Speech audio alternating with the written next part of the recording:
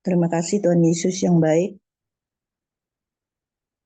Kami mengucap syukur bahwa pagi hari ini kami sudah dibangunkan dengan mengikuti ibadah di Hagios Embun pagi. Terima kasih Tuhan, kami mengucap syukur Engkau memberi kesehatan pada kami, dan sehingga kami bisa menghirup udara segar pada pagi hari ini. Tuhan, kami mau mendengarkan firman-Mu. Tuhan, sucikanlah hati kami dan pikiran kami masing-masing. Tuhan Yesus, berkati para lektor dan berkati Pastor Paul yang membawakan renungan firman-Mu Tuhan. Tuhan Yesus, kami serahkan firman-Mu hanya di dalam nama Yesus. Kami berdoa dan mengucap syukur. Haleluya. Amin. Kasih Pak Mulia. Ya, terima kasih Bu Supia. Sebelum pembacaan firman Tuhan atau bagian multimedia persiapkan diri, kami informasikan nanti untuk Ibu Rumiasi, mohon berkenan nanti bila mana Ibu Desi Haryanti yang bertugas terjadwal belum bisa hadir sampai pada waktunya, mohon nanti berkenan untuk membackup untuk 2 persekusi. Begitu juga monitor untuk Pak Apul Siahaan, nanti mohon berkenan untuk membackup Pak Ayub Handoko bila mana nanti pada waktunya belum juga masuk di Zoom, jadi supaya dari sekarang boleh dipersiapkan diri. Nanti bagaimana kami tahu cara Anda untuk merespon ini, Anda boleh open cam supaya kami tahu bahwasannya itu adalah respon. Dan terima kasih. Kemudian kita mendengarkan bacaan firman Tuhan. Kami persilakan untuk para lektor yang telah ditunjuk, dimulai dari Ibu Ayu Anggreni.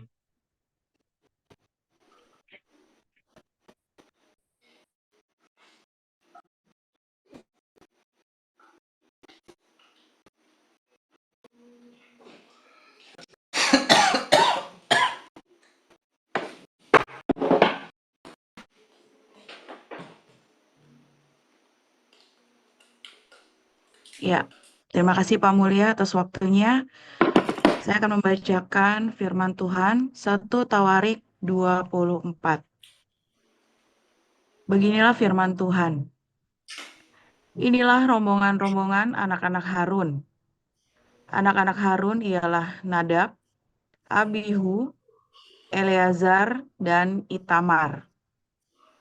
Tetapi Nadab dan Abihu mati lebih dahulu daripada ayah mereka dengan tidak mempunyai anak laki-laki. Maka yang memegang jabatan imam ialah Eleazar dan Itamar. Daud bersama-sama Zadok dari Bani Eleazar dan Ahimelek dari Bani Itamar membagi-bagi mereka menurut jabatan mereka dalam penyelenggaraan ibadah. Lalu ternyata bahwa di antara keturunan Eleazar ada lebih banyak kepala kaum daripada di antara keturunan Itamar. Sebab itu, orang membagi-bagi mereka sebagai berikut. Untuk Bani Eleazar, 16 orang kepala puak. Tetapi untuk Bani Itamar, 8 orang kepala puak. Dan orang membagi-bagi mereka dengan membuang undi tanpa mengadakan perbedaan. Sebab ada pemimpin-pemimpin kudus dan pemimpin-pemimpin Allah, baik di antara keturunan Eleazar maupun di antara keturunan Itamar.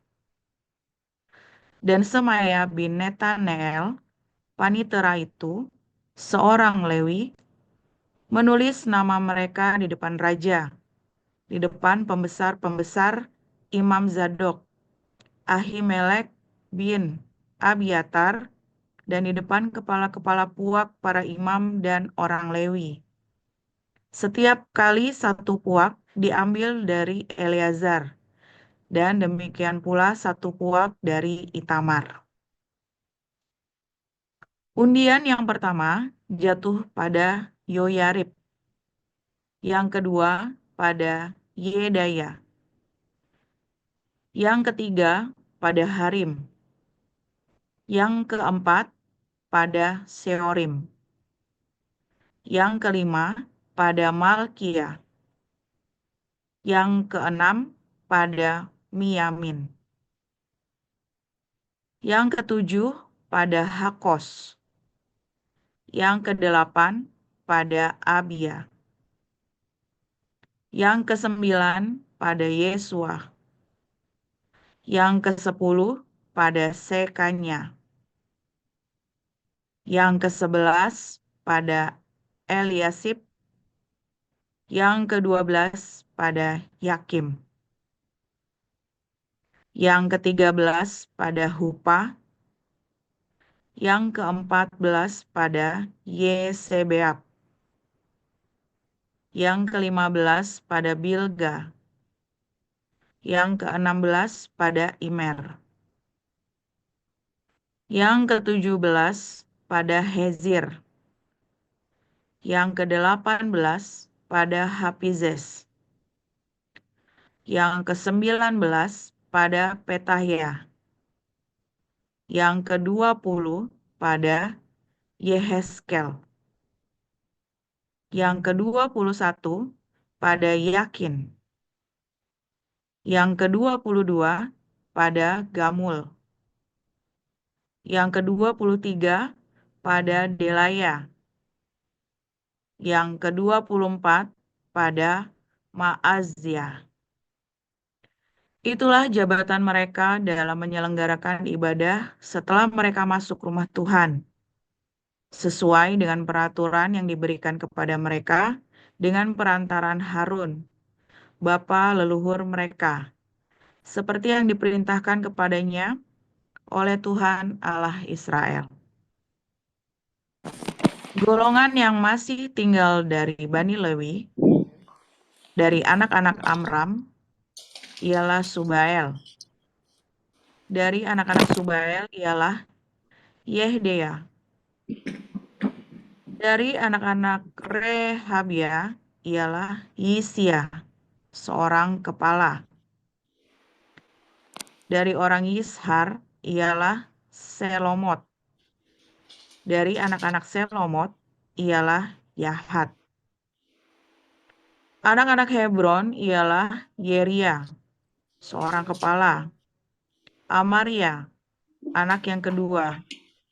Yahaziel, anak yang ketiga.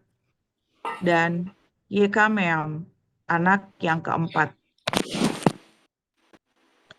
Anak Uziel ialah Mika. Dari anak-anak Mika ialah Samir. Saudara Mika ialah Yisia. Dari anak-anak Yisia ialah Zakaria. Keturunan Merari ialah Mahli dan Musi. Juga anak-anak Yaazia, anaknya. Keturunan Merari dari pihak Yahasia, anaknya, ialah Shoham, Zakur, dan Hibri. Dari Mahli ialah Eleazar. Dia ini tidak mempunyai anak. Dari Kis, anak Kis, yakni Yerahmeel. Anak-anak Musi ialah Mahli, Eder, dan Yerimot. Itulah Bani Lewi menurut puak mereka. Mereka ini pun sama seperti saudara-saudara sesuku mereka, anak-anak Harun, membuang undi di depan Raja Daud, di depan Zadok, Ahimelek, dan para kepala puak, para imam, dan orang Lewi. Dalam hal ini, seorang kepala puak sama dengan saudaranya yang terkecil. Demikian firman Tuhan. Ya, silakan Pak Burhanuddin.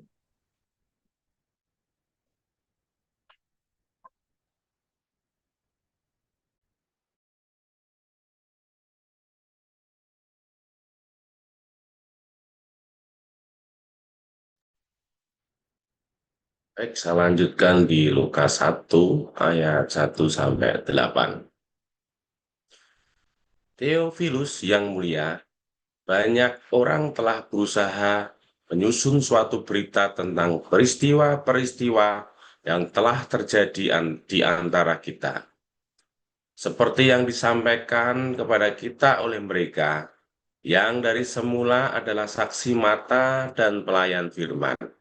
Karena itu, Setelah aku menyelidiki segala peristiwa itu dengan seksama dari asal mulanya, aku mengambil keputusan untuk membukukannya dengan teratur bagimu, supaya engkau dapat mengetahui bahwa segala sesuatu yang diajarkan kepadamu sungguh benar. Pada zaman Herodes, Raja Yudea adalah seorang imam yang bernama Zakaria dari rombongan Abia. Istrinya juga berasal dari keturunan Harun, namanya Elizabeth. Keduanya adalah benar di hadapan Allah dan hidup menurut segala perintah dan ketetapan Tuhan dengan tidak bercacat. Tetapi mereka tidak mempunyai anak sebab Elizabeth mandul dan keduanya telah lanjut umurnya. Pada suatu kali, waktu tiba giliran rombongannya, Zakaria melakukan tugas keimanan di hadapan Tuhan. Demikian firman Tuhan, Pak Mulya. Ya, terima kasih untuk para lektor yang telah membacakan firman Tuhan, Ibu Ayu Anggreni dan Pak Urati. Kini saatnya kita mendengarkan renungan firman Tuhan yang akan dibawakan oleh gembala kita, Pastor Joseph Paulzang, dengan tema Rombongan Nabi 26. Iya, kami persilakan untuk Pastor Paul. Haleluya, firman Tuhan selalu baru setiap hari. Ketika kita menanti-nantikan Tuhan dengan penuh cinta, dengan penuh pengharapan, dengan segala yang baik dari sorga. Sebentar ya, mana speaker? Oke, sudah.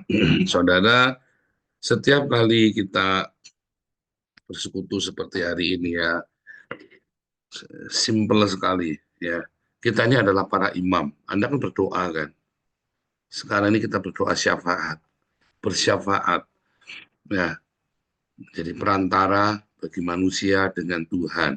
Berarti Anda dan saya sekarang ini adalah seorang imam, para imam yang bersyafaat bagi manusia dengan Tuhan.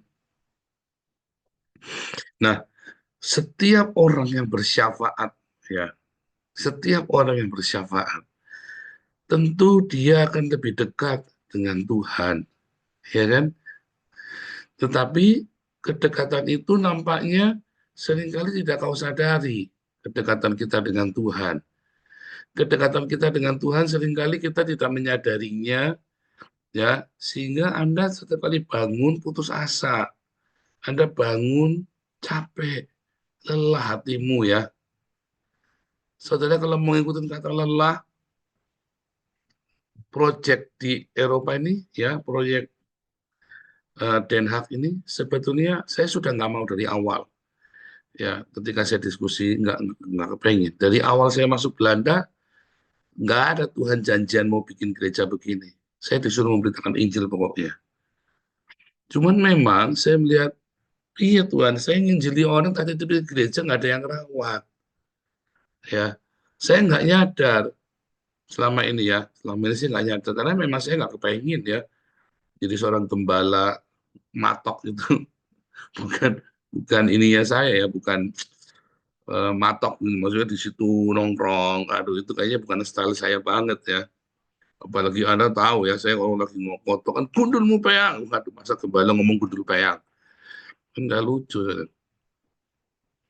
Akhirnya karena saya dipaksa dalam tanda kutip ya menjadi seorang gembala sekarang ini ya, banyak orang juga ini ya nggak menyadari ya. Ya, waktu saya ngobrol-ngobrol dengan sesama rekan hamba Tuhan di Belanda, ya mereka berpikir apa namanya, saya ini ngada-ngada. Oh benar-benar nggak ngada-ngada saudara ya. Dalam style saya bukan style orang yang nongkrongin begitu ya. Kita ini orang yang menyerang, ya, agresif.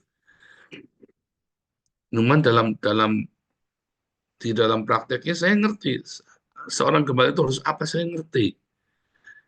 Maka dari itu begitu saya sekarang menjadi seorang gembala, ya kita punya komunitas, Lalu si orang hamba Tuhan ini, oh kalau saya sih kamu saya hajar begini, saya hajar begitu, saya begini. Terus saya nggak sengaja, ya kalau saya dulu ya saya gituin. Cuma saya sekarang ini gembala, saya harus menempatkan diri dalam, saya ini dipaksa untuk menjadi gembala, ya, to be shepherd. Kemudian, oh ya, like German Shepherd, itu yang ledek, saudara ya. Dia juga mungkin nggak sengaja aneh aja saya bilang shepherd itu ya, buat dia mungkin aneh ya. Kita shepherd, kita adalah gembala penjaga. Sehingga saya tiap hari bersyafaat bagi Anda semua satu-satu ini ya, saudara ya. Semua satu-satu, saya ingat setiap hari dalam doa kami sekeluarga, kita doakan Anda satu-satu. Terutama kalau ada hal-hal yang khusus ya, saudara ya, kita doakan Anda satu-satu. Nah, sekarang ini yang menjadi, apa namanya, yang menjadi pergumulan dalam hidup kita ini, saudara ya, bagaimana Anda sebagai seorang imam, saya kan berperan sebagai seorang gembala, ya, dan peran itu harus diambil. Saya sebagai seorang gembala, mau tidak mau saya ambil. Apalagi kemudian saya kemudian menggembalakan bukan secara virtual sekarang ini, tapi benar secara fisik. Saya kudu nungguin orang dengan saya suka tidak suka, ya. Suka dengan tidak suka melayani itu, ya kalau orang Peter yang gelandangan itu, homeless Peternya kita itu, yang tinggi besar yang kita baptis, dia mengerti saudara, kamu suka atau tidak suka, kamu harus lakukan. Simple buat dia, like or dislike, ya like or dislike.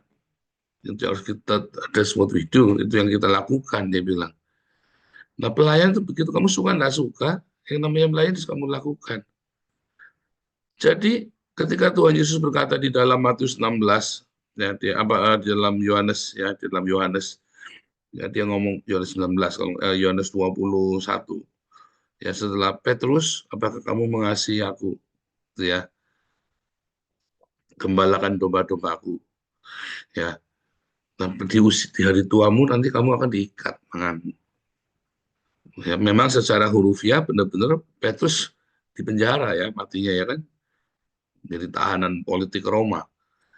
Tetapi secara metafora bahwa memang kita sebagai gembala sudah terikat dengan berbagai peraturan, ya, yaitu etika moral, sehingga saya nggak bisa lagi bebas, ya, untuk menyerang sebagai seorang Nabi 26.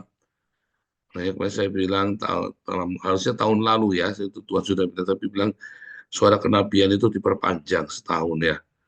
Kalau Anda lihat sekarang saya udah jarang terlalu memberikan, ya karena semua yang Tuhan mau sudah saya ucapkan, semua yang Tuhan pesankan kepada Indonesia sudah saya berikan. Yang sekarang saya sedang fokus bagaimana membangun komunitas yang ada di Belanda, sebab gereja-gereja sekarang, maaf kata saudara, gereja di Belanda, ya tidak berfungsi. Orang-orang pada nggak mau ke gereja karena mereka melihat gereja itu munafik. Lalu saya seakan-akan kamu sekarang bikin gereja, ajari bagaimana membangun komunitas. Siapa saya ngajari sok-sokan benar. Ngajar itu bukan dengan omongan, tapi kamu bikin, kamu tunjukkan yang seharusnya kamu mau bagaimana. Terus saya baru, iya ya, ngajar itu kan nggak harus ngomong. Karena orang yang kita ajari orang-orang pintar, saudara. Orang-orang yang sudah ngerti. Tetapi mereka terjebak di dalam dogma, mereka terjebak di dalam tradisi. Mereka butuh ada yang dobrak tradisi itu. Ya, dan kalau saya dibilangin, udah sekarang kamu jangan banyak ngomong. Tambah sadar lagi saya, saudara ya. Kamu ngomong pun percuma. Kamu ajak orang bersatu, kamu ajak orang kumpul, percuma. Lalu mereka nggak akan mau bersatu. Mereka punya ini sendiri-sendiri. Kalau kamu sudah gede, kalau kamu masih kecil, kamu mau ngajak bersatu. Oh kan untungnya kamu sendiri. Tapi kalau kamu sudah besar, kami masih mau ngajak mereka bersatu. Mereka mungkin akan lebih nurut, akan lebih mendengarkan. Itu kata pengusaha-pengusaha di Belanda, saudara yang ngomong. Bukan Bukan orang gereja, malah pengusaha yang ngomong. Saya sampai melongo. Bener juga ini ya. Ya Ivan, salah satunya Ivan Kampung Daun itu yang ngomong. Kamu kalau sudah besar, baru kamu sudah ngomong persatuan. Sekarang urus-urusanmu sendiri dulu. Ini Ivan ini ya orang hebat, saudara ya. Dia artinya buat Tuhan. Ya, dia nggak gereja-gerejaan, dia nggak ada urusan, tapi hatinya buat Tuhan. Ya, kalau ada cerita lucu lagi, dia pernah ngesir seorang, terus ditanya, kenapa ada sama, kenapa kamu nggak suka sama aku? Dia pernah dulu ya, karena kamu bukan anak Tuhan. Saya sampai ketawa, kamu serem amat dibilang bukan anak Tuhan. Karena gara-gara nggak pernah ke gereja, Ivan ini. Tapi udah menikah sekarang, saudara ya, udah menikah. Nah, Ivan ini orang yang sangat realistis ya, saudara ya. Kamu tahu ini Ivan kalau lagi dengar kupingnya gatel. Nah, tapi saya menyadari, saudara, saya juga setuju. Saya langsung iya, ngapain saya cerita ngurusin urusan orang? Saya harus besar dulu. Setelah saya kuat dan besar, baru saya bisa mengayomi mereka semua. Kalau mau datang boleh, nggak mau datang ya urusan, nggak urusan. Dan itu akan lebih mudah daripada saya rese, ya. Dan itu sebenarnya hal-hal yang praktis sekali, hal seperti itu. Tapi yang paling penting, kembali, kenapa sih kita mau bikin komunitas? Ya, yang sekarang ini virtual di Zoom ini, kita mau daratkan. Sebenarnya kita nggak perlu, saudara. Tadi ya, kemarin kapan hari ya, di Belgia, kita ikut pelayanan kode di Belgia. Gereja ini tempatnya penjahat, makanya itu jangan ke gereja. Makin kamu ke gereja, makin kamu jadi jahat. Ke gedung gereja maksudnya. Oh iya betul, saudara. Gereja itu tempat orang-orang munafik.